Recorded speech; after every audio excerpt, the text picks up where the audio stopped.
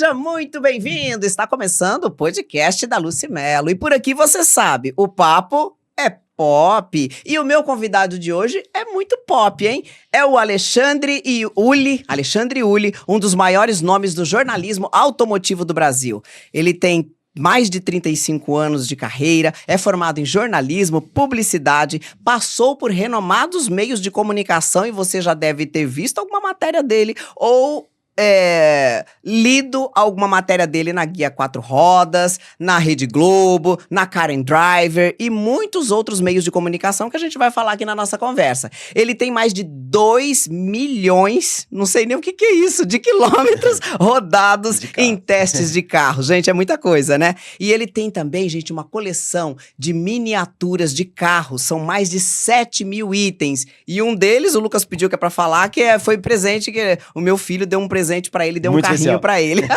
Muito especial. E ele também é criador do German Podcast, onde ele compartilha aí sua paixão por carros. Então, veja só, vai ser uma conversa maravilhosa. É um colega de profissão aqui. E você começou, quando você começou, Alexandre, fazer a faculdade, você tinha que escolher, né? Você tinha que escolher que área que você ia se aprofundar. E aí você escolheu carros já, é isso? Na verdade, boa tarde, né? Bom dia, boa noite, né? A gente está aqui, né? For. Estamos aqui, né? Depois, estamos sempre em horários diferentes, dessa viu? apresentação que eu tive aqui, eu estou até sem palavras. Vai chegando. Vai chegando, mas depois dessa apresentação tão simpática, eu só posso agradecer. Muito obrigado. Bom, então, eu gosto muito de carros desde sempre, né? Não sei explicar por quê, porque na minha casa ninguém gosta. Nem meus pais, não, ninguém. Nem meus tios, ninguém. Mas você, desde criança, já tem esse... Desde que eu aprendi a ler. Esse gosto já. Desde que eu aprendi a ler. Daí eu aprendi a ler muito cedo. Minha mãe era psicóloga, pedagoga, então a gente a dirigir também muito cedo. Eu dirigi há muitos anos. Ler com quantos anos? Eu aprendi com 3 anos e 8 meses. Nossa, mas ela é rápida então, hein? Ela me alfabetizou e funciona. Ela colocava o nome das coisas na nossa altura, separadas as sílabas, né? Então, parede, cadeira, enfim. Tá. E a gente foi se familiarizando com isso e eu e minha irmã aprendemos a ler muito novinhos. Olha, que bacana. E aí depois, quando eu tinha uns 10 anos, mais ou menos, minha mãe me ensinou a dirigir. Olha que bonitinho. E a gente morava em Taubaté, isso há muitos anos. Era então, uma cidade mais tranquilinha também. Era uma cidade também, muito tranquila, né? e isso há muitos anos, você imagina, era muito tranquilo. Então muito a gente ia fazer com o supermercado, com o carro, com 12, 13 anos, a gente andava pela cidade, todo mundo andava. Não tinha não era gente, né? Não era um privilégio nosso, todo mundo andava de carro. Todo mundo andava, moleque, aí né? depois que foram vindo as regras, aumentando a fiscalização, idade, né? E tudo, né? E as punições, enfim. Mas aí depois, mais pra frente, eu sempre gostei de carro, gostava, fui fazer engenharia, mas a engenharia, o que eu descobri é que você ia ter contato com automóveis na FEI, né? No último semestre. Eu falei, não vou esperar tanto. Não serve pra mim. Não serve pra mim, eu dei matemática. Então não sei o que eu fui fazer lá, né? É coisa de adolescente, sei lá. E aí eu entrei na Casper e na Metodista. Na Casper em jornalismo, na Metodista em publicidade. Eu vou fazer as duas pra ver qual que eu gosto mais. Exato, porque eu entrei primeiro na Metodista. Então eu entrei na Metodista, fiz a matrícula, falei, bom, se eu não entrar em nada, eu já tô garantido aqui, né? Sim. Pelo menos eu não vou cair do trem. E aí entrei na Casper. Então o que acontecia? A Casper, eu me matriculei à noite. E a publicidade da Metodista de manhã. Eu falei, quer saber? Eu vou fazer o seguinte, vou fazer as duas aqui enquanto der. E aí, daqui a pouco eu largo uma e vida que segue. Então, o que eu fazia? Saía da minha casa na Lapa, ia pra São Bernardo, só que tinha que ir cedo, porque se eu saísse 7... a Metodista era em São Bernardo, exatamente, ABC, né? Exatamente, eu morava na Coriolano. Então, você imagina, se eu saísse às 6 da Coriolano, eu chegava às 9 na Metodista. Mas se eu saísse às 5, eu chegava às 5:30. Então, o que eu fazia? Saía às 5, chegava às 5:30 lá e ficava dormindo. Tinha o que fazer. Se eu saísse tarde, eu não chegava na escola. E aí saía de lá, fazia os freelas, depois mais pra frente, porque aí a história segue. Enfim, nesse primeiro momento eu não tinha freela, não tinha nada, então eu saía da faculdade e ia pra outra noite, pra Casper Liber. Ficava o dia inteiro lá. Aí você voltava pra Casper, que é aqui na Paulista. Exatamente. Então eu saía da Metodista por volta de meio-dia, passava a tarde, fazia as coisas que tinha que fazer, e de noite eu ia pra Casper. Quando chegou no 3º semestre da Casper, eu tinha um professor, o Ricardo Caruso, que se ligou que eu gostava de carro. Ele falou, porra, cara, você gosta de carro, né? Eu falei, gosto. Ele falou assim, eu trabalho numa revista chamada Oficina Mecânica, que eu conhecia. Eu falei, porra. Já era uma revista legal. Bacana já, Bacana de carro. Eu falei, e aí? Ele falou, tô precisando de estagiário lá. Eu falei, nossa, cara, eu pagava pra fazer isso, né? Você vai me pagar? Pagaria. Pagaria. E aí, da noite pro dia, eu comecei a a fazer teste com carro, porque eles precisavam de gente que fizesse, que acompanhasse, que levasse carro. Então, esses 2 milhões de quilômetros, na verdade, eles são... Porque, poxa, isso foi em 88. Então, de 88 até hoje, né? Nossa, a gente, é uma estimativa, né? Que pode ter até mais, inclusive. A gente planilhou uma certa fase, pode ser, porque Sim. assim, a gente andava muito de carro, mas muito. Porque a gente ia para Santos, por exemplo, que os testes de carro a gente fazia na Rio Santos. Ah, é? É lá que era, não tinha Riviera. Então, aquilo ali era uma reta gigantesca que você tinha ali onde é a Riviera. Tá. Então, todo mundo fazia teste ali. Menos a 4 rodas, que eu ainda... Eu conhecia a Riviera, linda. Então, ali não tinha nada. Ali era uma estrada reta. Rio Santos. Era uma reta enorme. Então, a gente levava o carro lá. Então, aí, só que a gente ia 2, 3 vezes por dia lá. Porque ia, voltava, ia, voltava, ia, voltava. Às vezes ia buscar carro fora do estado. Então, assim, a gente rodava muito. E aí eu comecei a ter um contato muito acentuado com carros de teste, com as montadoras, com essa coisa toda. E isso foi indo. Então, a oficina mecânica foi uma passagem. Depois eu fui editor-chefe lá. Aí teve a 4 rodas, que eu escrevo até hoje. Mas você terminou qual faculdade? O jornalismo? Terminou as duas ainda? As duas, me tem mesmo. E não fui nenhuma formatura, não fui nenhum baile de formatura. Não deu tempo de ir no baile. Eu me lembro o que aconteceu, mas na verdade, assim, a gente, como eu corria muito... então... Quando o Caruso me convidou para trabalhar lá na oficina mecânica no 3º semestre, aí mudou o negócio. Por quê? Porque de manhã eu ficava na Metodista e à tarde eu trabalhava. Isso. Então eu trabalhava, não tinha o que fazer, eu tinha que ir lá na oficina mecânica. E à noite eu ia para Metodista, para Casper. Então começou a me matar aquilo. E aí o que aconteceu? Você começa a conhecer as pessoas, você começa a conhecer pessoas do meio. Sim. Então, por exemplo, eu comecei a escrever para a Folha, fazer freela para uma mulher chamada Carmen Munari, uma editora. Então eu sábado ia para a Folha. Aí no domingo eu conheci o pessoal da Feira Livre do Automóvel, eu comecei a fazer freela para a Feira Livre do Automóvel, só que não tinha vivo. Então o que você fazia? Você ia super cedo lá para o AMB, cravava uma fita, o cara levava a fita até a Gazeta, editava e colocava no ar como se fosse vivo. Mas não tinha link, não tinha nada. Verdade. Tinha uma época em televisão que a gente usava esse recurso, não tinha né? link. Porque não tinha link. Era caro, né? Montar o link, era bater caríssimo. sinal, né? Tinha que bater tinha sinal. Um evento, lá em Curitiba também era assim, às vezes tinha um evento, você não... Como é que faz pra gente fazer em real time, né? Tempo real. Não tem como. Mas tem como entregar a fita 15 minutos, aí você pegava editava rapidinho, motoboy, sei lá, o cara, exatamente. Vazava, entregava a fita na editava TV. rapidinho. Só que às vezes tinha gente que falava assim, engraçado, eu tava assistindo ali a Feira Livre do Automóvel, está no maior sol e tá chovendo, né?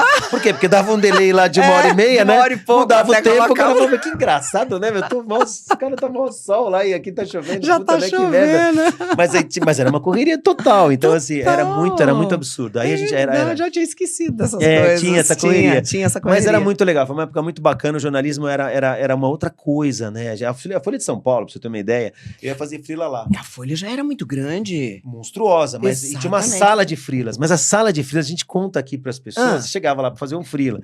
Então, tinha uma mesa de fórmica gigantesca, você empurrava o tampo, ela rodava e saía uma máquina escrever na sua frente. Uma máquina escrever. Uau! Que escrevia. Moderno! Era moderno. Era o que tinha. Era o que tinha, assim, moderníssimo. Na década de 80 era o que tinha. 80 e pouco, o computador veio depois. Sim, muito né? depois. Mesmo na Folha. Então as coisas foram muito devagar. Já vista que eu tenho a primeira máquina que eu trabalhei na vida, tá na minha casa. Sim, porque na oficina mecânica a gente tinha as máquinas. Era a oficina mecânica, a revista Duas Rodas, que é muito famosa, Video News, Audio News, era tudo numa casa, lá na Alice de Castro.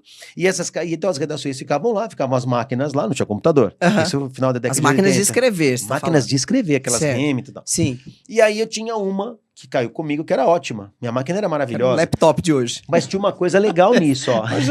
Um laptop, era desse tamanho. Era, monstruosa, pesadíssima. Cai no pé, quebra o pé. Mas tinha uma coisa ali que era muito legal. Primeiro eu vou contar a história da máquina. Então a máquina tinha máquinas melhores e piores. A minha era boa. Mas caiu comigo. Só que tinha outros caras lá, Roberto Araújo, que era da Duas Rodas, outros caras roubavam a minha máquina. Eu era Foca, né? Tira a máquina do Foca, ele que se ferre. E roubava a máquina. Aí eu falava, porra, eu chegava lá, só que eu era o primeiro a chegar, porque eu saía da Metodista e chegava lá de cara, né? Sim, eu não ia pra Coriolano. Não tinha pra onde ir, já ia do trabalho. Já ia pra revista. Não ia voltar pra Coriolano pra almoçar, chegava às 5 horas. Não. Então eu chegava lá, porra, puta, os caras roubaram minha máquina, filhos da puta. Aí pegava lá, ia procurar, achava a máquina. E o que eu fiz? Eu falei, quer saber? Eu vou desenhar um bonequinho de lápis nela e eu vou saber que essa é a minha, porque, porra, toda hora os caras estão me roubando. E eu desenhei um bonequinho nela e eu chegava lá e pai, pô, tava na máquina e vida que segue. Quando eu voltei para a oficina, 2 vezes, né? Porque eu trabalhei 3 vezes lá. Essa foi a primeira. Depois eu voltei como editor técnico, virei editor-chefe e depois já cheguei como editor-chefe. Olha! Nessa terceira vez, tinha um arquivo de fotos. E eu, já era computador, né? Aí eu fui lá no arquivo de fotos, as máquinas da redação estavam no chão, para serem, sei lá o quê. Sim. Tava lá. Eu falei, meu Jesus, as máquinas que a gente usava estão aqui. Que legal. Isso foi em 2003. Já era velharia já, nessa altura do campeonato, nessa altura. né? Não, oficina mecânica não era mais. O negócio veja bem, lá os caras não bem, né? Mas estavam lá as máquinas. Né? Eu falei, puta máquina e tal. Aí eu peguei e achei a minha máquina, com o bonequinho. E eu falei pro Josias, que era o dono da revista, Josias Silveira, puta afinado, gente boníssima. Falei, Josias, achei a minha máquina lá. Ele falou, porra, e aí? Eu falei, pô, me dá, mas não, eu vou fazer não sei o quê. Ele era assim, né? Sim. Tudo ele ia fazer. Tava lá jogado, mas aí, mas a hora que você daí achava, eu falava, porra, né? Agora é minha. Eu falei, não, mas pô, Josias, eu te dou uma, vamos trocar com alguma merda aí que você quer fazer. Não, você tem algum volante de Passat lá? Eu falei, porra, eu tenho. Eu não dei o volante pra ele, acho que até em algum lugar. Mas levou a chapéu máquina. no cara. Um chapelão nele. Mas eu catei a máquina, ele falou, leva a máquina. Eu falei, puta, antes que ele mude ideia, né? Porque o cara mudava de ideia com o vento. Eu falei, porra, catei a máquina e pau. Cara, E essa máquina tá em casa. Que legal. Ela tá em casa. Mas a máquina, ela tinha uma coisa legal. Porque assim, hoje, por exemplo, eu presto serviço pro Automóvel Clube do Brasil. Eu até vim com a camiseta deles e tal. E o cara que é muito gente boa que escreve pra mim, ele já fala, eu escrevo pelo IA. Eu assino o GPT Plus Sim. lá, que é pra escrever. Sim. Quer dizer, o jornalismo acabou. Mas de nessa fato. época, você põe a máquina, você Uau! põe a pá, E lá? você punha lá, né? E você a lauda e você escrevia. Você não Nossa. errava. Se você entregasse pro teu editor a coisa rasurada, ele jogava fora. Pegava o papel, amassava, jogava fora, falava, escreve de novo, cara. Vai lá. Era a Maria Isabel Reis. A Maria Isabel Reis era editora. Ela fala. Verdade, tinha. Deixa- Eu quando fiz o jornalismo quê? já era computador, né? Não, a gente batia, Vidinha faz- boa, né? Não, Apagou, não. voltou, Não era nem elétrica, revisava. nada, não tinha nem corretor. Lá e a lauda era cinza. Então não tinha nem como você fazer nada. Então você escrevia lá, pau, né? Escrevi. Sim. Puta, rasurou. Pô, já começa de novo. Vai lá, pega outra pá, Porque não se pega outra lauda. Eu me lembro de uma época ainda que eu fiz datilografia, né? Eu morava no interior, então imagina, quantos anos demorava pra chegar o negócio lá? Bom, Milhões de anos, né? Vocês já estavam aqui há muitos anos, e aí quando não tinha mais, pegava as máquinas velhas e levava pra lá, no interior, Sim. lá bem no interiorzão. Aí a gente fez o curso, né? E realmente, se você entregasse um trabalho na escola, sujo. qualquer coisa Não, assim, não. ou... Né? Porque aquilo demorava pra você Não, fazer, você né? pensava pra fazer o texto. Você falava assim, puta, eu vou fazer um texto. Tinha vou que ser pensar. bem organizadinho o negócio, porque quando dava rasura, o professor não queria, era um trabalho porco, né? Era Então tinha porco, que ser tudo bem arrumadinho, até surgir aquele negócio, aquele branquinho que você Não, mas o passava, nosso não podia, que dava porque uma a nossa lauda era disfarçada, mas o cinza, de filha da vocês não puta, tinha era. A como, lauda- né? Não tinha corretor cinza. E aí a Maria Isabel Reis, que era editora, eu lembro que ela me chamou, primeiro dia de trabalho, cheguei lá, esse é o Foca, não sei o que, a galera sacaneava um monte o Foca, né? O Puta, Foca é de Foca se lascar. ferrava. Aí eu falei, puta, ela falou, faz a matéria sobre carburador, não sei o que, você sabe alguma coisa? Eu falei, eu acho que eu sei, dá pra escrever e tal, eu escrevi uma matéria. Aí quando eu entreguei pra ela a matéria, ela falou assim, puta, eu vou te ensinar algumas coisas. Tá, não, o que que você tá mesmo? Eu falei, segunda. Ela falou, então, deixa eu te falar. Ela, a gente, quando você fizer aí que eu aprendi algumas coisas. Assim, Sim, né? Então, por sim. exemplo, parágrafo. Tinha feito parágrafo 30 linhas, né? Fui escrevendo. A gente só entende lá no final da faculdade que você tem que fazer textos pequenos. Ela falou, olha, faz o seguinte, faz umas 8 linhas cada parágrafo, né? Aí eu fui entendendo e tal. Então, Sim. assim, o aprendizado mesmo do jornalismo, do texto, da informação, veio com essa oficina mecânica. Foi muito legal pra mim. Isso foi Que muito bacana, legal, foi. A gente que legal. pensava em escrever. Ainda tem a revista? O Josias faleceu, Ah. e aí a oficina mecânica já tinha acabado, né? Daí a Duas Rodas foi vendida para um outro. Acho que não, a Duas Rodas, acho que um sócio dele assumiu. Aí, inclusive, tem o festival Duas Rodas. E o nome, né, Duas Rodas. Eu achava que a famoso. Duas Rodas e a Quatro Rodas eram, então, não. Não são correlatas. Não, não então. são correlatas. A Quatro Rodas era da Editora Abril, né? Da Editora Abril, ainda Sim. existe. Eles fizeram 4 rodas motociclismo na década de 80. Eu tinha até alguns exemplares, mas não deu certo. Entendi. A Duas Rodas era uma referência. O Josias era um cara muito conhecido no meio. Ele vinha de legal. CG 125 de Manaus até São Paulo, sabe? Ele era descabeçado. Sim. Mas gente boníssima. Faleceu. E aí, mas na verdade, assim, né? As revistas já vêm numa descendente, Já né? vem, né? A Quatro Rodas ainda vende, ainda imprime Ainda 70 tem mil. ainda. 70 imprime mil? 70 mil por mês por Mas causa aí dos eles têm assinantes. blog, tem coisas assim hoje? Tem sim. Tem Tá. quem toca aquilo com muita maestria é um cara chamado Paulo Campo Grande, que eu conheço há Porque eles muitos são anos. grandes, né? Uma marca muito... É que ela assim, era muito né? grande, né? Daí ela encolheu e agora eles já se recuperaram, já estão capitalizados, Sim. enfim. Mas a Quatro Rodas, o Paulo Campo Grande, que é um... Mas acho que todo o nosso mercado sofreu muito, né, o Alexandre? mercado editorial com a sofreu entrada demais, das assim. redes sociais, né? De influenciadores, todo esse mercado que é tudo bem, faz parte, né? Mas teve um declínio muito grande da televisão, das revistas. Na verdade, e tudo, a velocidade da né? informação. A velocidade né? é muito rápida, Mas sabe o que né? é engraçado? Eu, por exemplo, quando eu leio uma coisa, eu li Quatro Rodas desde sempre. Sim. Desde pequenininho. Então, assim, é engraçado. Eu vou te falar um negócio. Eu fiz um trabalho agora para Quatro Rodas que eu tive que consultar todas as Quatro Rodas de 60 a 2025.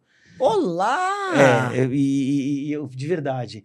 Porque a Quatro Rodas, ela comemorou 65 anos. Aham. Então, ela resolveu dar para as montadoras, para os CEOs das montadoras, uma revista que contasse a história da montadora pelos olhos da Quatro Rodas. Que show! Bem legal a ideia. Então, assim, não teria texto, seriam reproduções de matérias desde 60 até 2025 daquela montadora. Tá. Então, Volkswagen, foram 18. Então, era Volkswagen, Ford, GM, por aí vai, Toyota e tal. Então, só que o Paulo Campo Grande falou, Alexandre, você é um cara que eu acho que pode escolher essas matérias, porque vai ter que pegar todas essas matérias Uau. e trazer dessas pra gente. E eles têm um arquivo disso, tudo organizadinho, Então, tem um Quatro Rodas que se chama Acervo Digital. Então, a revista está digitalizada inteira lá. Boa. Boa. Já ajuda, né? já ajuda. Só que, então, qual foi o legal dessa revista? Porque eles fizeram uma edição, um exemplar. Não é que fizeram uma edição, fizeram unitária, uma unidade. Tá, uma unidade. E deram, quando a Quatro Rodas fez 65 anos, vieram um jantar e falaram, o presidente da montadora ganhou uma revista. Então foi feito um exemplar. Tá na capa, exemplar único. Era único. Perfeito. Só que tinha uma prova de gráfica que foi dada para o Paulo Campo Grande. Ele me deu as revistas de presente. Então eu guardei essas revistas. Então foi muito legal essa história. Nossa. E aí, só que assim, aí onde eu queria chegar é o seguinte: muitas das revistas que eu vi ali, eu li lá atrás. Lá no passado eu li. E eu me lembro de onde estava na página a informação que eu tinha na minha cabeça. Então, por exemplo, eu lembro que o Maverick 75, eu lembro... É mesmo? Então, por isso que eu gosto de ler revista e não conteúdo digital. Porque eu lembro na página... Você é visual. Eu sou. Eu lembro onde estava a informação. Na página. Eu lembro onde estava a informação. Nossa, Alexandre, que loucura isso. Quando o Maverick ganhou um motor de 4 cilindros, eu lembro o lugar onde estava a informação. Então eu comecei a ver aquelas revistas, aí começou a vir um monte de coisa na memória. Eu falei, nossa, me lembro de ter lido isso lá no passado, quando a revista era nova. Sim, Ou sim. não era nova, mas... Nossa, não tinha melhor pessoa pra fazer essa curadoria do que você, então. Eu gosto da revista, né? Porque eu li Sim. a revista. Então, até a Quatro Rodas fez uma carta ao leitor esse mês de setembro, eu fiquei muito emocionado. Eu li, ficou belíssimo ali, dizendo, né? Caso, temos histórias de amor, né? Porque eu escrevo da Quatro Rodas desde 93, mas eu leio a Quatro Rodas a minha vida toda. Na verdade, foi a primeira coisa que eu li na vida. E até hoje você é colaborador Até hoje sou colaborador, fiz esse trabalho que faz um mês e faço esses projetos diferentes, né? Sim, sim. Fiz o usado do mês muito tempo. Durante 15 anos eu fiz o Guia Melhor Compra, que era um ranking de carros usados, né? Eram 78 carros em 18 categorias, eu fiz isso 15 anos. Mas a Quatro Rodas não dava pitaco. Isso que eu posso, olha, Sério, você ficava à vontade. Minhas filhas, não tinha. Eu escolhi os 18, eram 18 categorias, 72 carros. Eu tinha que escolher em 18 categorias. Eles não punham a mão no negócio. O que eu escolhi estava escolhido. Tá vendo? Você fez tudo isso e daí agora quando a gente vê lá o Belotto falando você como referência da matéria X ou que você fez uma matéria falando do carro em, não sei, 1900 e não sei Guaraná quanto. com rolha. Você entendeu? Guaraná com rolha lá. Então, porque você é referência, né? Você passou por tudo como isso, referência. né? Eu acho vê? que não, de jeito Alexandre. nenhum. Acho que ninguém me conhece. Acho que as pessoas não guardam o nome de quem faz a Não, matéria. agora tá provado que guarda. É que, Temos um episódio lá em casa. É que o German Garage, na verdade, eu acho que ele sim, né, nessa época de mídias eletrônicas, de redes sociais, ele projetou, porque o nome tá lá, né? Então, às vezes, e é engraçado porque, assim, quando é que você tem essa impressão, né? Então, outro dia, por exemplo, uma pessoa falou, eu vou te seguir. E aí, quando ele foi me seguir, ele achou lá 60 e tantas pessoas que seguiam também, que eram amigos dele. Então o cara falou, pô, um monte de gente segue. Então, assim, na verdade, você cruza um pouco isso, pra você ter uma noção de cruzamento de dados, uma hora tem, Uma né? hora tem. É. Mas, assim, vou te falar, isso, se você pegar a minha vida pregressa, ou seja, antes disso, eu acho que ninguém saberia quem era. Eu acho que hoje ninguém sabe também, mas tá tudo bem. Que o que acontece, como a tua área ela é mais nichada, então, por exemplo, Total se eu faço nichada. variedades é mais solta, assim, né? Mas como a tua área é muito nichada, é normal que a garotada de hoje, né, acabe Que não vê. encontrando material seu, pesquisando, né? Ah, vai achar. Porque, É. então, aí quando você puxa um Google, por exemplo, que você não tinha isso no passado. Então, você não tinha esse recurso, né? Se você lesse o nome do cara na matéria que você leu ali, ok. Se não leu, acabou. Você nunca mais ia lembrar. Eu tinha o hábito de ler os nomes dos caras. Então, era Expedito Maraz. Então, você lembra dos caras. Era outro tipo de... Era uma outra coisa. Era outro tipo de contato, Uma né? relação diferente. Os colunistas das revistas, né? A gente lia as revistas e você falava, agora eu ficava esperando a coluna do fulano sair, ou da fulana que eu queria ler, queria saber e tal. Tinha esse hábito, né? Porque a gente era revista, era coisa, né? E esses caras da Quatro né? Rodas eram expoentes, né? Então você pegava os caras que faziam teste para Quatro Rodas, que escreviam matéria, esses caras eram expoentes do mercado, são caras que ficaram lá, sabe, Closet, Expedito Maraz, são caras que ficaram lá anos e anos e anos, né? Sim. Então, lógico, então você acabava sabendo Neemias Vassal. Então esses caras eram caras que você via lá, o Bari, o Marco De Bari, por exemplo, que era um grande amigo meu, que fez 200 capas de Quatro Rodas, fotógrafo. Que legal! Pô, quem não conhecia um cara, você tava lá, foto, capa, Marco De Bari, você entrava nas matérias, Marco De Bari. Então você guardava o nome do cara, Marco De Bari. É né? verdade. Quando eu conheci o cara, uma humildade total, um cara gente boníssima. Sim. Mas era o cara que fazia as capas da Quatro Rodas, um Que gênio. legal. Né? Me lembro bastante da Quatro Rodas quando tinha o guia, né? Que era deles também. O guia né? mas era uma redação separada, era um projeto separado. Eu fui convidado até uma vez a fazer guia, mas guia, o guia não tinha carro. Mas eu vou falar pra você, quando eu cheguei em São Paulo, eu não conhecia São Paulo. E aí eu falei assim, eu não vou dirigir nessa cidade, porque é uma loucura, né? Eu via aqueles carros passando, me dava até um mal-estar, porque era muito carro, né? Era demais. Já era Meu muito, Deus do né? céu. Porra. Eu falei, cara, sempre foi muito. Eu falei, não vou dar conta de dirigir na cidade, não. Aí eu fiquei, acho que uma semana aqui, aí eu falei... guia. Não, aí eu falei assim...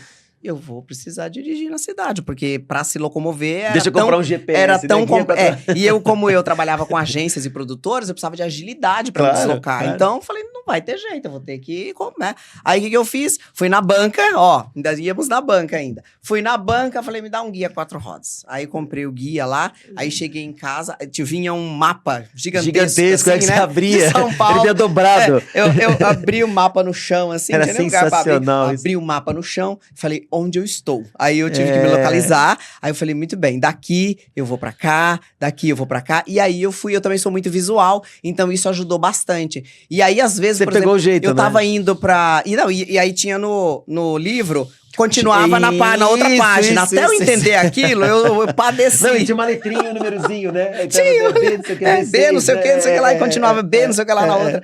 Aí eu fui aprendendo a lidar com aquilo ali. Ele era bem autoexplicativo, mas aí você ia aprendendo. Mas no ano seguinte você tinha que comprar outro. Eu tinha que comprar outro. Porque ele ficava desatualizado. A atualização dele era essa. E aí só sei que eu aprendi a andar em São Paulo com guia 4 rodas. Então tem uma experiência boa. E tinha o guia de viagem, né? A 4 rodas tinha uma coisa de turismo. Que o guia 4 rodas era de turismo, né? Então eles viajavam ao Brasil, aí tinha os mapas, né? Mas você sempre foi carros, né? Porque o guia 4 rodas não tinha carro, era só viagem. É só viagem. Só viagem. Né? Tinha o pessoal que viajava muito, mas era só viagem. Uma vez me convidaram para fazer o guia 4 rodas, falei, puta, mas não tem carro. Então, é verdade. Aí não dava, só o nome. É verdade. Olha que interessante, a gente não para pensar nisso, né? Não Porque tinha carro. Você fala de carro, então você fazia mais de viagem, assim. Lá o guia 4 rodas era só viagem. O meu negócio era carro. Fazia teste por isso com carro, que tem bastante teste, assim. E com essa coisa de andar em vários carros, de viajar em vários carros, não te deu, lá pelas tantas, uma vontade de repente, competir ou coisa assim? Então, eu corri o Rally dos Sertões uma vez, de caminhonete de S10. Corri. Mas posso te falar, a competição é uma coisa muito elitizada. Você precisa ter dinheiro. Eu não tinha dinheiro. Em casa não. A gente tava tudo, né? Era gente simples. A gente morava na Coriolano. Tanto que quando a Mercedes emprestou quando saiu a E55 AMG, era um carro muito caro.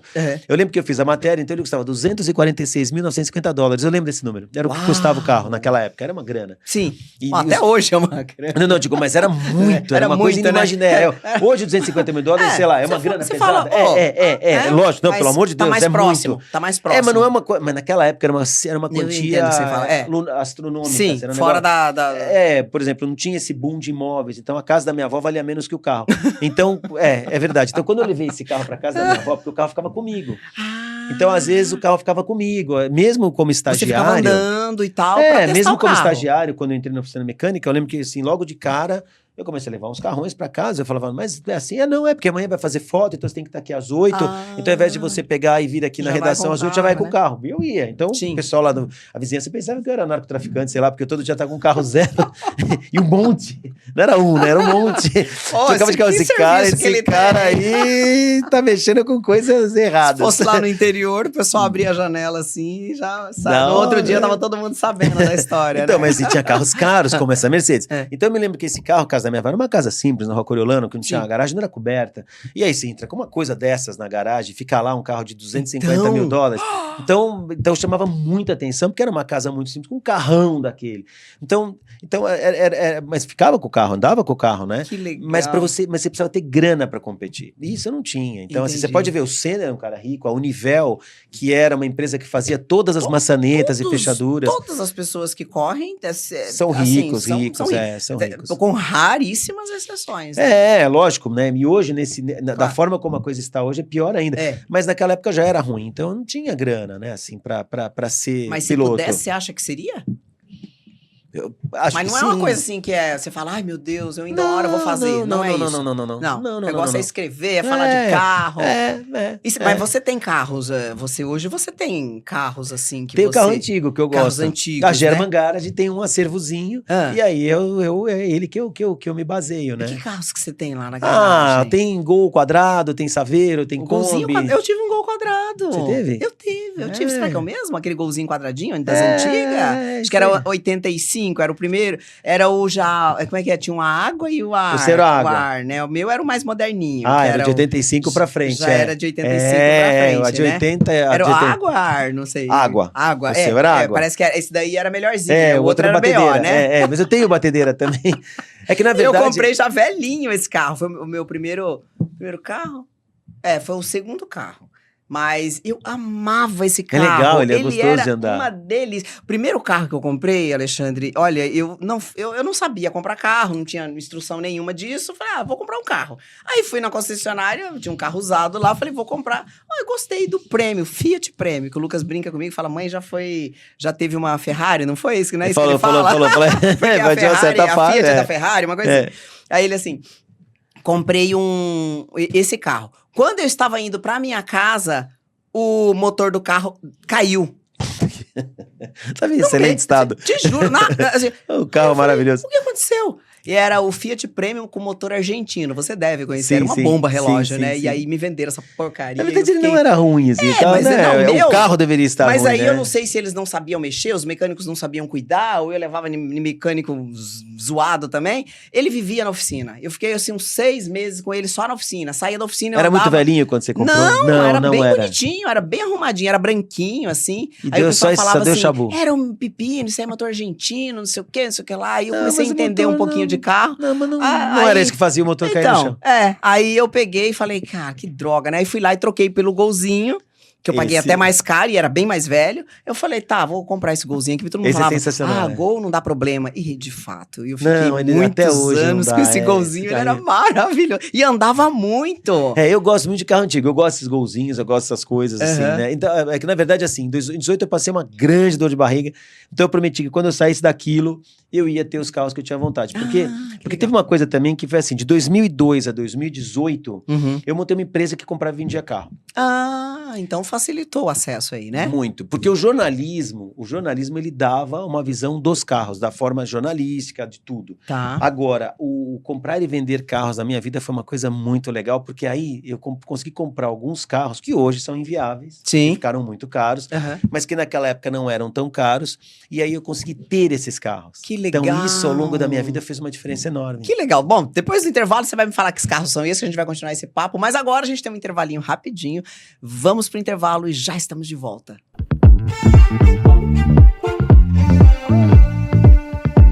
Muito bem, estamos de volta hoje recebendo Alexandre Uli, com histórias fantásticas do jornalismo brasileiro. Esse homem que praticamente escreveu a história do jornalismo, não é verdade?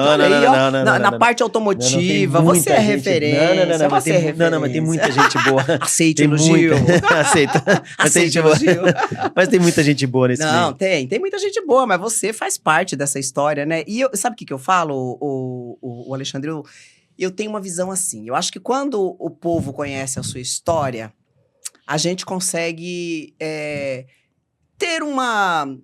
A gente consegue mudar as coisas, sabe? Pra melhor. A gente precisa conhecer a nossa história, né? E a gente vive num Brasil que há pouco tempo começou a falar da sua história. Eu acho que a gente falava da história dos outros, a gente olhava pra história dos outros. Então a gente acaba achando que a gente não faz parte dessa história que a gente tá construindo. E faz, né? E faz, né? Parte. E a gente é piloto da nossa história, né? Então, e a gente tem que contar essas histórias. Eu sou fascinada. Toda pessoa que senta aqui é pra contar a história, né? Lógico, pra contar a sua disso história, que sua jornada de sucesso, a sua... Então, eu falo assim, cara, olha que incrível, né? Então, assim, eu fiquei muitos anos lendo a revista, mas não tinha essa visão, esse cuidado desse nicho, mas você tava lá fazendo. Tava lá fazendo, né? tava lá no fazendo meio, numa revista importante, que fez parte da história, né?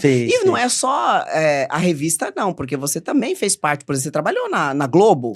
Trabalhei, fui repórter lá na Globo, fui repórter na Gazeta, fui repórter na Bandeirantes. O que eu acho legal da nossa profissão, né? Eu acho assim, as pessoas, elas vão vivendo a vida delas e vão partir, todos nós vamos.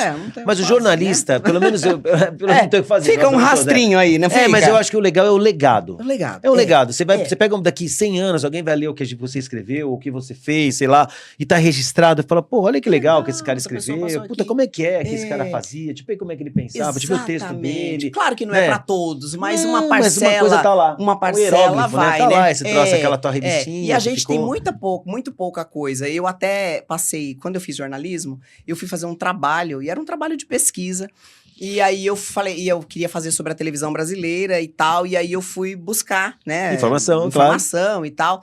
E aí eu lia lá, por exemplo, a Hebe Camargo, quando ela começou a trabalhar na televisão. Então tinha alguns registros que dizia que ela fazia esse merchandising que a gente faz hoje, essas vendas, né? O pessoal vendendo nas redes sociais ou vendendo na televisão e tal. Era uma coisa que começou lá com a Hebe Camargo, novinha lá, e ela fazia, ela foi a precursora, né? Imagina, uma pessoa que é um ícone, né? Fazia parte da história. Eu falei, nossa, olha como a gente não conhece, né? A gente lembra da Hebe Camargo agora, já recente, né? Lógico, mas é uma história belíssima. Eu conheci esses dias, olha que coisa incrível. Eu tinha lido uma vez num jornal, alguém escreveu sobre a Hebe Camargo e falou que o marido dela não queria que ela trabalhasse em rádio na época, porque a rádio era tipo televisão, influencer hoje, um influencer, né? O marido dela não queria que ela trabalhasse com isso.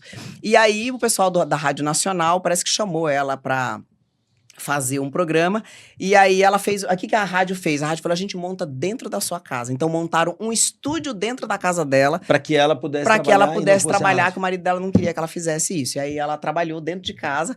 Aí quando foi esses dias, eu conheci um rapaz que também faz parte da história da televisão brasileira. E aí eu tava conversando com ele, ele monta, né, equipamento, som, monta estúdio, monta não sei o que lá. Você acredita que ele me falou que ele foi montar esse estúdio dentro da casa da Hebe?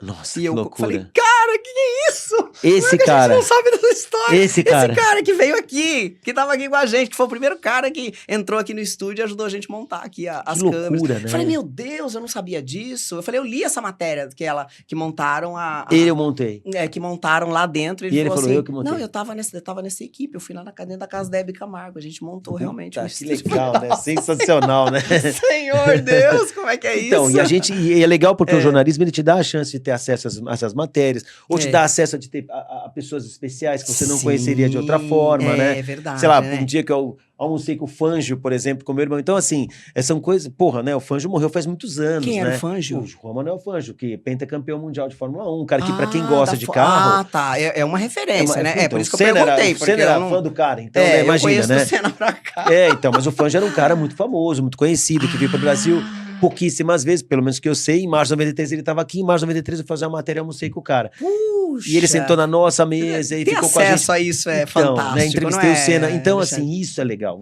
Você ter acesso a essas coisas. Agora, é lógico, né, que tá tudo diferente, né? Sim. O mundo, não sei como é que tá o jornalismo automotivo na imprensa diária, vamos dizer assim. Isso era a revista, ela tinha outro ritmo, né? Então, você fazia revista por mês, você tinha um fechamento. Hoje não é mais assim. Hoje é diferente. Né? Muito canal do YouTube, sim, né? Você é o assiste, fechamento diário. diário. assiste coisas novas, assim, do YouTube? Olha, eu Essa vejo... galera que faz quase o que você fazia, que é trazer uma matéria, trazer um teste de um carro, Eu gosto né? de ler. Você gosta de ler? Eu gosto de ler. Então, assim, o que acontece? As montadoras, elas continuam mandando os releases dos carros, eu continuo sendo cadastrado nesses lugares. Então, tem muita coisa que eu leio que eles mandam, Sim. tem coisas que eu assim, que me interessam um pouco mais. E é legal porque o Google, ele tem uma ferramenta que ele consegue mandar as notícias que você tem interesse, né? Tem um algoritmo que faz isso. Então, eu recebo muita coisa, eu recebo o que eu gosto ali de carro e tal. Agora, o YouTube, esse negócio de vídeo, eu vejo mais coisas de montadoras. Por exemplo, como essa semana, como é que monta uma Porsche 911? Tem um vídeo, o cara foi na fábrica, monta o carro. Então eu acho legal isso. Ontem até, coitada dela, ficou assistindo aquilo. Eu falei, olha assim, assado. Todo né? empolgado, né? E a Jana assim, tá. É assim que a Jana vai? Tá. Não, ela... Então, veja... Porque é interessante, né? Você tá falando de uma Porsche, também é interessante, porque é uma grande marca, né? Eu acho que assim, hoje o que eu vejo de conteúdo no vídeo é mais coisas assim técnicas, né? Eu gosto de coisa técnica. Mas o mundo mudou, obviamente, né? Tem muita gente boa fazendo coisas. Né? Tal. O Beloto, por exemplo, que citou a gente lá, a German Garage, que é um, né? Eu acho legal, inclusive deu crédito, falou, olha, tá, o cara, o João Alexandre, que essa matéria foi feita por causa dele, do material dele. Acho muito ético da parte dele. Legal. Porque nesses tempos modernos, né? O pessoal não dá crédito pra ninguém mais, né? Não, o cara rouba a tua ideia e acabou a história. Sou o bonzão, foi eu que fiz. E tinha um canal do YouTube aí, que eu não vou citar o nome por ética, que roubava meu material sempre. Então, era entrar o meu material, o cara ia lá e roubava. E tinha um monte de seguidor, milhões. Falei, que filho da mãe. Por que não dá aí comecei crédito, né? Falar, liga pra mim. Fala, o Vroom. O Vroom é o caderno de Minas Gerais, lá do estado de Minas, chama Vroom. E o cara lá falou, puta, cara, eu vi suas matérias, achei legal, posso republicar aqui no caderno? Eu falei, pode, eu vou colocar o crédito aqui. A Quatro Rodas fez uma matéria com a gente e colocou o crédito. Olha que bacana. A German Garage, do Alexandre Uni, com a Quatro Rodas, sabe? O Jornal Estado de Minas, os caras são éticos, né? A referência, eu ponho crédito quando eu faço matéria. Eu ponho a foto de fulano, cicrano. Ou a frase, ou qualquer coisa, não, mas o povo não faz isso, Eu faço até aqui no podcast, às vezes eu pego uma frase, ou eu pego uma matéria que escreveram, e eu falo, o fulano do jornal tal, do blog tal, disse isso, né? O que você acha bem, e tal. Né? Ninguém vai morrer por isso, né? Eu também acho, precisa. ô, Alexandre, agora sim, é fato que você também passou por algumas experiências, assim, inusitadas e também que eu acho que você nem esperava na sua carreira. Como, por exemplo, o cargo de juiz da Federação Paulista de Automobilismo. Então isso aí foi... Como é que é isso? Gestor de acervo de carros antigos da GM. Olha que legal, né? O da Federação Paulista, a gente desmontava os motores de Fusca quando fazia corrida, a gente desmontava o motor e verificava se o carro estava dentro do regulamento.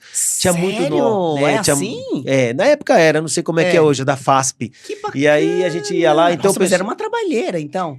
Na verdade, assim, tinha uma equipe, quando desconfiavam, tinha alguma coisa que tinha alguma coisa, ou pegava por amostragem, enfim, não sei. Eu sei que a gente tinha que conferir, por exemplo, o levante do comando, então a gente tinha lá um lugar de madeira, e você colocava o comando como ele tinha que ser, o comando de válvula. Ele tem uma série de ressaltos, ele tinha que encaixar perfeito. Quando ele não encaixava perfeito naquele gabarito, a gente sabia que aquele comando tinha sido alterado. Então aquele carro tinha um ganho que não era justo. Adequado. Então, tipo doping. Era um doping. Então a gente sabia. Então na carburação do carro também. Então tinha uma série de normas que fazia o Fusca ser o que era para correr.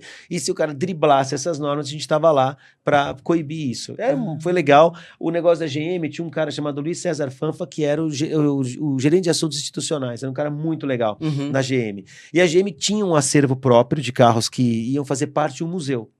Então, isso na central deles. Aí tem em São Caetano. Tá. Em São Caetano, aqui em São Paulo. Então, aí o que aconteceu? A prefeitura de São Caetano deu um terreno para eles, lá uma praça, não me lembro, e aí depois mudou a gestão da cidade, eles pegaram a praça de volta e o acervo sobrou.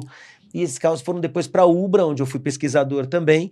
E aí, esses carros, durante muito tempo, eu fiz a gestão dessa frota. Então, assim, por exemplo, o Fanfa não ganhava nada por isso. Sim. O Fanfa falava, olha, puxa, Ale, me ajuda com isso, porque os carros estão lá, ninguém mexe, me ajuda, tem que levar esses carros em concessionária para fazer algum tipo de manutenção. Olha. Mas eram todos carros históricos. Então, tinha assim, o último Monza, o último Cadete, o último Ômega, o último Opala, estavam lá, a última Caravan. Então, eu fiz essa gestão. Mas, em contrapartida, o Fanfa, depois, uma vez a gente foi para os Estados Unidos fazer matéria, e aí a gente foi para Nova York, e quando chegou lá, o telefone do quarto tocou, tava todo mundo no mesmo quarto, tomando cerveja, sei lá o que tava fazendo lá, enchendo o saco, comendo salgadinho, né? Porque lá tem um monte de porcariada. E aí, aí a gente tava lá comendo as porcariadas, aí daqui a pouco tocou o telefone do quarto, ele falou, é para você. Porque eu fazia gestão da frota e eu não ganhava nada. Sim. Inclusive, eu tinha um crachá que dava acesso à GM, eu era jornalista. Então ele falava, Ale, é o seguinte, presta atenção, esse crachá eu te dei. Então, na hora que você adentrar os portões da GM, você não é mais um jornalista, você é o cara que tá me ajudando. Sim. Então, se você... Tinha esse reconhecimento, né? mas se você encontrar alguma coisa aqui dentro que, como jornalista, você sinta vontade de noticiar, porque tinha segredo rodando dentro da fábrica, Claro. tinha carros que iam ser Novidades, lançamento, protótipos, né, de engenharia que estavam lá. Cara, só te peço que você feche os olhos. Eu vi várias coisas, mas nunca falei nada, né? Porque não tinha que ser. Eticamente até, não né? tinha que ser, imagina, os carros estavam lá.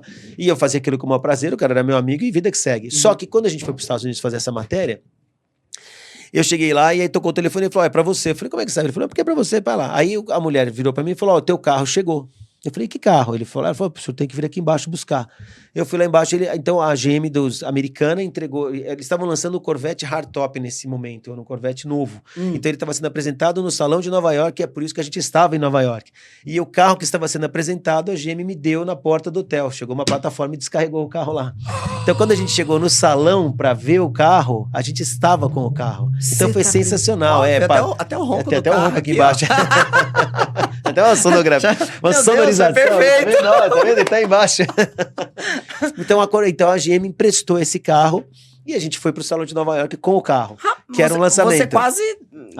foi sensacional. Morre. Foi muito legal. Foi uma quase morre. Quase infartou. Então, assim, tinha essa contrapartida. Como é que você traz um carro de lá? Não. Esse carro era um carro... Quando ele falava seu, era no sentido assim, você usar esse carro. Esse carro não podia vir, não era um presente. Lá. Isso, era um carro de locadora. Achei que era... Não. Assim como, por exemplo, uma vez eu fui fazer uma matéria na Mercedes na Alemanha. Então a gente chegou lá, eu tava até te contando essa história. Você me contou, Então, quando chegou lá, a gente pediu o carro pela Mercedes do Brasil e a Mercedes da Alemanha arrumou um carro para a Mercedes do Brasil, mas nós não sabíamos que carro que era. Sim. Eles falaram, nós temos uma frota de carro de teste aqui, você chega aqui, se vira. Só que quando nós chegamos na Alemanha, tinha uma perua Mercedes lá novinha esperando a gente. E tava eu e um cara do Globo. Desagradável. Paulo do Globo, uma Mercedes zero quilômetro mesmo, uma Touring zero, uma 320 Touring. E aí, quando o cara chegou e falou assim, olha, esse carro é o seu carro, você quer que faça uma entrega técnica? Eu falei, não precisa, porque a gente já tinha tido contato com o carro, que já conhecia. Aí, quando eu olhei a documentação do carro, o carro estava no meu nome, um leasing.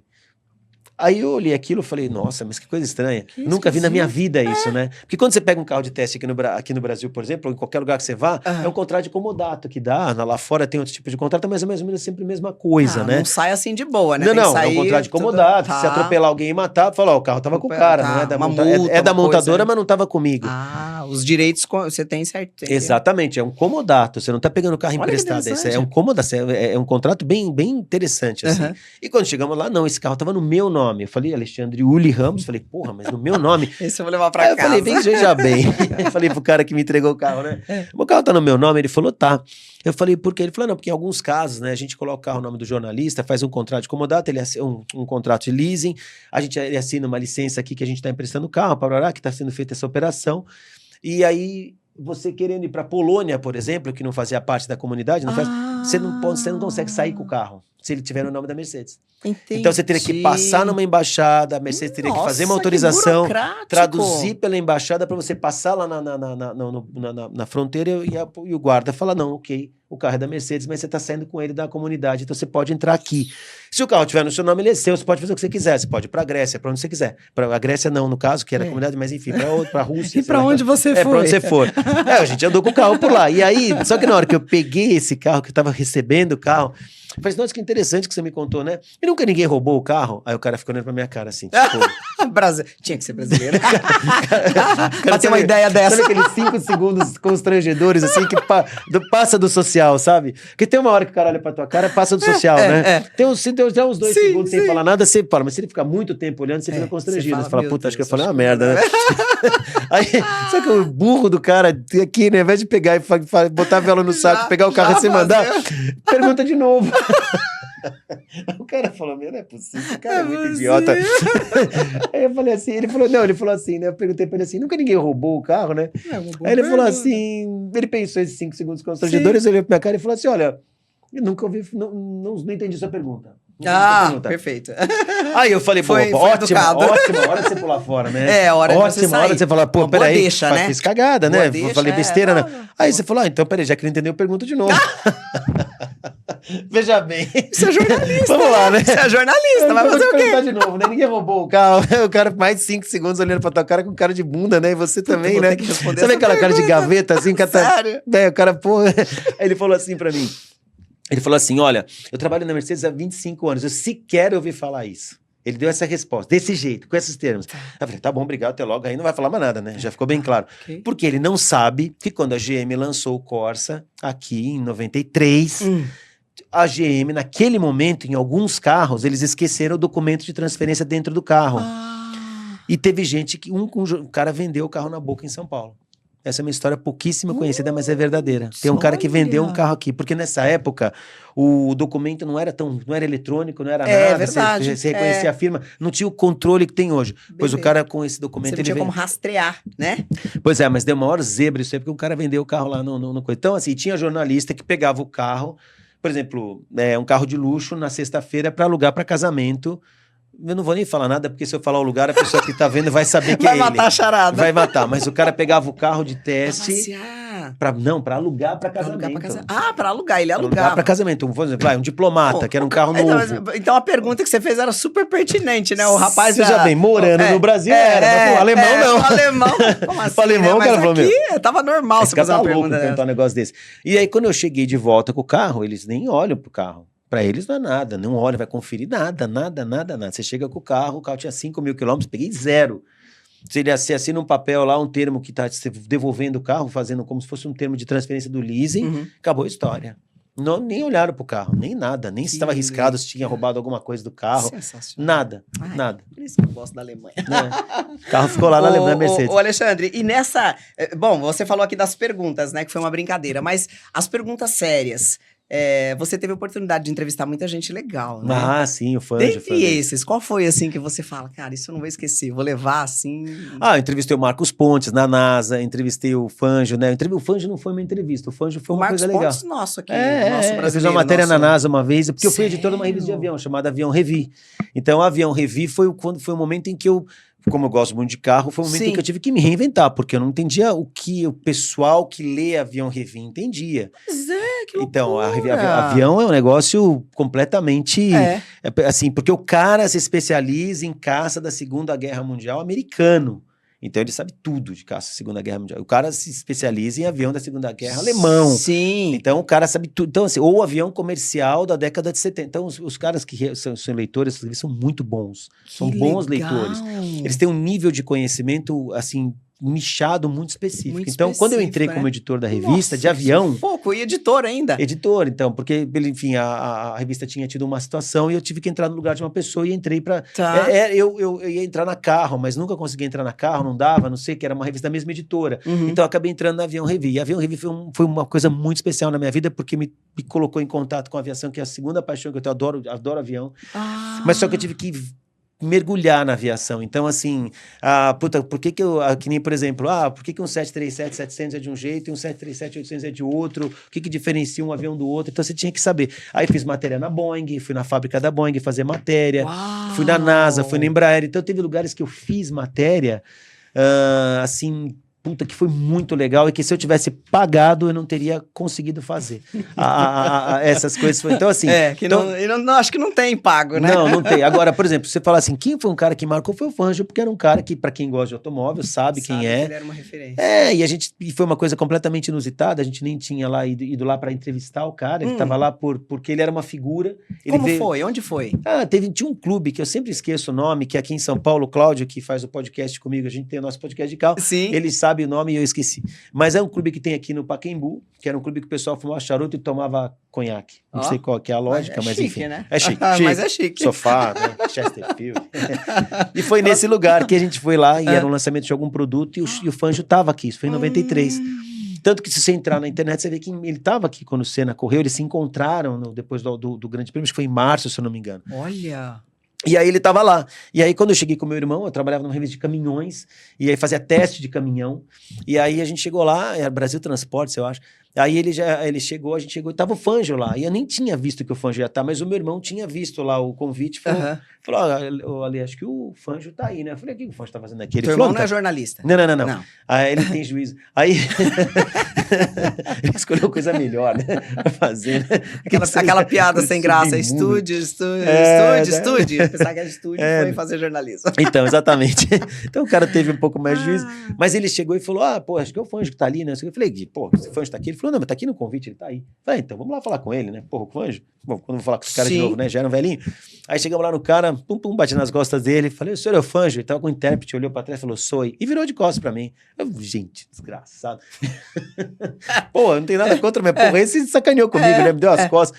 Aí fiquei com meu irmão conversando atrás dele. Porque a gente já se deu conta que, né, que não ia rolar, né? E, em geral, a gente fazia matéria, eu fui na Argentina fazer matéria com, por exemplo, com o Siena, que era feito lá, e eu fui muito bem tratado. Então, eu não tive problema nunca com argentinos. Sim. Né? Porque era legal, a gente tava sempre, ia lá fazendo matéria, né? Com a Volkswagen da Argentina, tinha carros que eram montados lá, a gente era super bem recebido.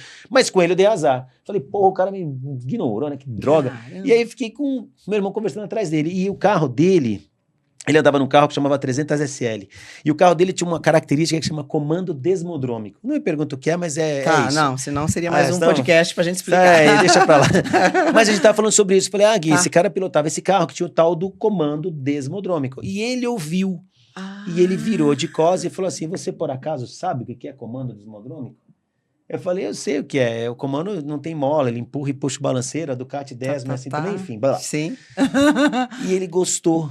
Ele achou legal aquilo e a gente... Então foi conquistada essa entrevista. Mas foi muito legal, porque não foi uma entrevista. Ele almoçou com a gente, ele sentou na mesma mesa, ele contou as histórias. Então, ele contando como era pilotar um carro da Fórmula 1 da década de 50, que o cara andava de camisa polo, que usava aqueles goggles, né? Aqueles óculos, né? O capacete que andava com... Né, que às vezes a gente vê nos filmes com aquele cachecolzinho. Né? Ele falou, pô, o cara dá uma porrada em Interlagos, né? Essas pistas, o cara não sei se Interlagos se vinha ou se tinha, mas ele falou que dependendo da pista que o cara batesse, levava uma semana pra achar o cara que era no meio do mato, não tinha cinto. Verdade. Então, foi muito legal. Então, essa é uma história que me marcou. Ou não? Na época virou. A gente colocou, porque, na verdade, eu tinha todas essas revistas, inclusive ele autografou. Era comum até você, né, às vezes fazer uma entrevista assim, né, regada a um almoço ou num evento com a pessoa, e depois você ia lá e transcrevia, e transcrevia a experiência, né, que foi pro Fangio, né? Claro. Porque é um cara assim, mas eu tinha até as revistas, mas infelizmente quando eu fui morar fora um tempo, minha avó jogou fora e eu perdi essas revistas, mas eu tinha a revista assinada. Ficou a lembrança. Sim. Agora, essa foi, acho que foi a pessoa que eu conversei que mais me marcou, porque era um cara muito inacessível, uma pessoa que não vinha pro Brasil, e era um cara que, né, não sei, demos a sorte de falar com esse cara de uma forma bem positiva, foi bem legal. Bacana. Ô, Alexandre, vocês hoje têm o German, né? O German Garage. German Garage, né?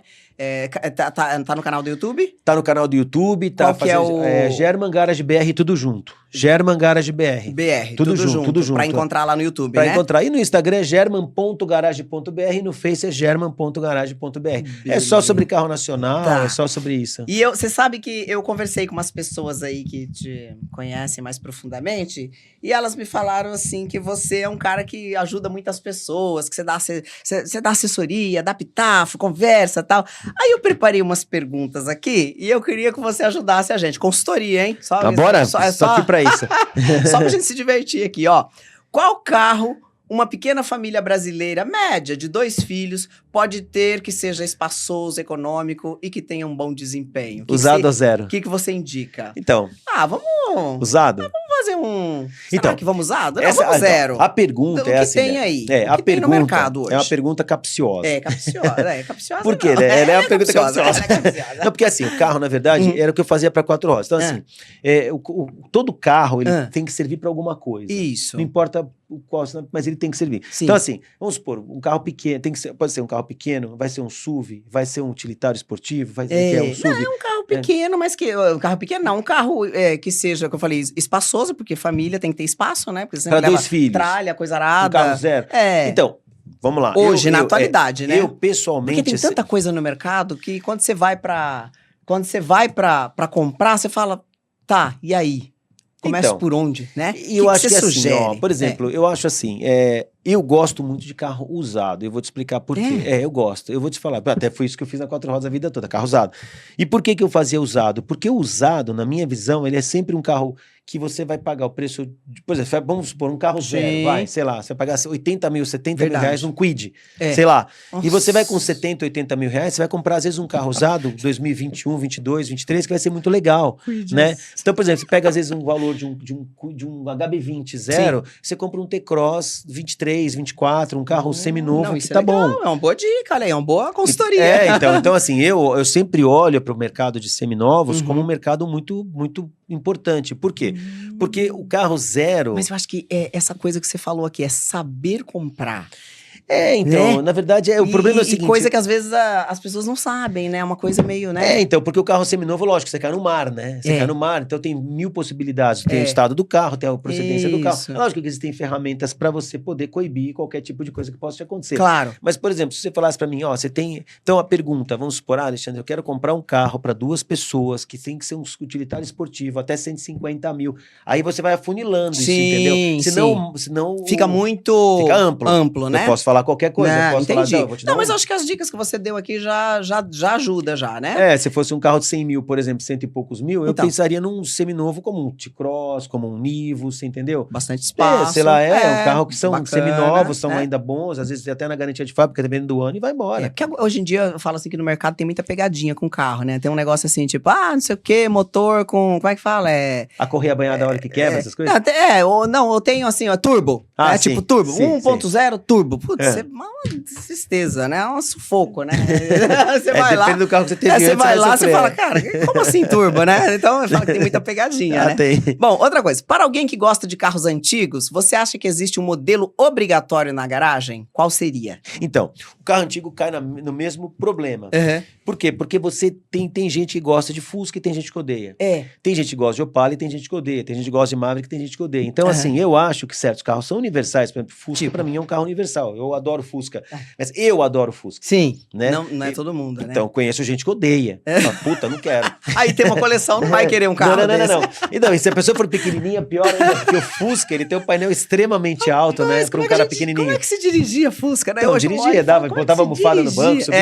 Mas se o cara for pequenininho, ele se ferra no Fusca, né? Porque o Fusca tem um painel alto, né? Tem uma coisa em Alemanha que chama German Position of Driving. German Position, então a posição germânica de dirigir, que é o volante bem em pé e o banco bem... Então, por exemplo, o Porsche é um carro que é assim, você pega todo carro alemão de origem, eles têm esse negócio do German Position of Driving, né? Que é essa coisa do volante em pé, o banco bem vertical, com o para-brisa um pouco mais alto. O Fusca é a expressão máxima disso. Mas eles têm 1,90 m, né? Veja bem. Então, e o Fusca é a expressão máxima disso. Não tem um alemão com menos de 1,80 m, 1,90 m, não né? que a gente conheça. Talvez lá tenha. Talvez lá tenha, aqui não, a gente não vê. Então, você pega o Fusca é a expressão máxima disso. Ele é volante extremamente em pé, o para-brisa extremamente alto. Eu não enxergo nada. Mas eu gosto de Fusca. Então, assim, se fosse falar pro Alexandre, eu acho que o Fusca seria um carro. Se o cara não gosta de Fusca, mas, por exemplo, o Opala é um outro carro que também Quais é universal. São desses antigos, assim, os mais cobiçados, assim? Então, hoje, por exemplo, os carros da Volkswagen, alguns modelos da Volkswagen estão bem cotados. Por exemplo, o Gol Quadrado é um carro que você teve que vale. O Gol GTI é um carro, o Gol GTS é um carro que também vai bem Saveiro, é um carro que vai bem Kombi, né? Agora, por exemplo, Kombi. Mas você vê, o TL e Variant já não tem tanta procura. Já não é todo mundo que gosta. Aliás, tinha um senhor no meu prédio que tinha uma Variant de 1900 e Guaraná com rolha. Original. Vendeu? Não sei, de repente sumiu lá. O Lucas que sempre falava, mãe, olha ele. Eu falei com ele falou que é original. Eu falei, meu Deus, vamos atrás da Variant. Verdinha. Vamos atrás dessa Variant. Acabou o nosso tempo, Alexandre. Acabou, olha isso, mas olha, puxa ainda. vida. Mas vai, se quiser que venha cara. de novo, a gente vem de novo. Sensacional conhecer você, gente. Então é esse bate-papo aqui com o Alexandre. Ele já deixou Instagram, deixou todas as redes sociais dele aqui. E essa entrevista depois estará lá no nosso canal do YouTube, fresquinha, pra você curtir à vontade, assistir quantas vezes você quiser. Nos siga, @Lucimelo Oficial é o meu Instagram. Lá no link da bio já tá o link pro canal do YouTube. Você chega lá facinho, tá bom? Super beijo, Alexandre. Lu, sensacional. Obrigado. Sensacional. Eu que Porque a minha outra mesa era curtinha, eu consegui. Essa aqui estão aqui agora. Show, tchau, tchau. Tchau, tchau. Tchau, pessoal.